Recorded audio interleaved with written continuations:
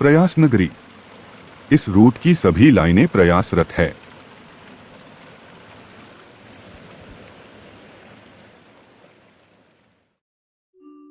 सनातन धर्म ग्रंथ का अर्थ है वह ग्रंथ या पुस्तक जिसमें सनातन धर्म की शिक्षा है, जिसका हमारे ऋषि मुनियों ने गहन शोध करके परिमार्जन किया है तथा जिसमें हमारे हर प्रश्न का जवाब संकलित है।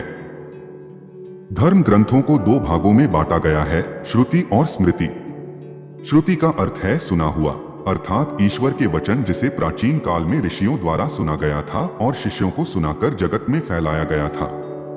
श्रुति को अपौरुषेय माना जाता है, अर्थात लेखक ही। इन्हें सनातन धर्म का सबसे महत्वपूर्ण स्रोत माना जाता है। स्मृति का अर्थ है ऋषियों के स्मरण से बने सभी ग्रंथ जो कहीं ना कहीं श्रुति के ही सार माने जाते हैं। इन्हें ऋषि प्रणीत माना जाता है। श्रुति के अंतर्गत 4 वेद आते हैं, ऋग्वेद, सामवेद, यजुर्वेद और अथर्ववेद। हर वेद के 4 भाग होते हैं, संहिता, ब्राह्मण ग्रंथ, आरण्यक और उपनिषद। स्मृति के अंतर्गत 18 पुराण, महाभारत, रामायण, स्मृतियां आदि आते हैं। वेद को हमारे सनातन धर्म का मूल ग्रंथ माना जाता है। वेदों का सार ही उपनिषद है और उपनिषदों का सार गीता है।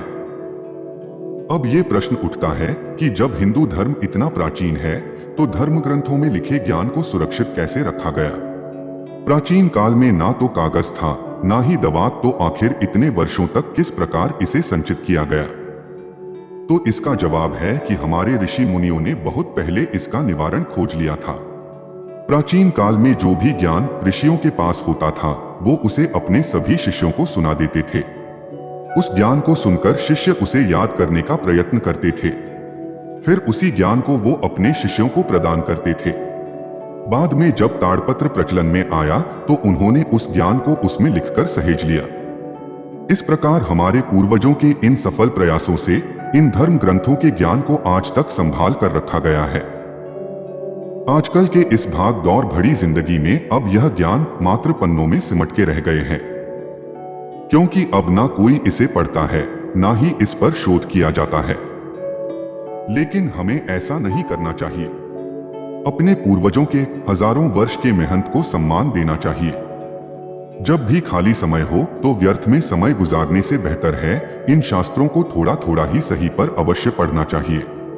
क्या पता हमें जिंदगी के बहुत से प्रश्नों का जवाब वहां मिल जाए, क्योंकि हमारे पूर्वजों ने कहा है, श्रुति अस्तु वेदो विज्ञेयो धर्म शास्त्रंतु वै स्मृति है ते सर्वार्थेषु मीमांसे ताभ्याम धर्मो ही निर्बभो।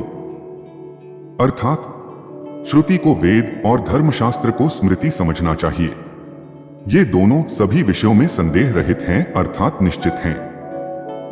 इनसे ही तो हमारा धर्म बना है।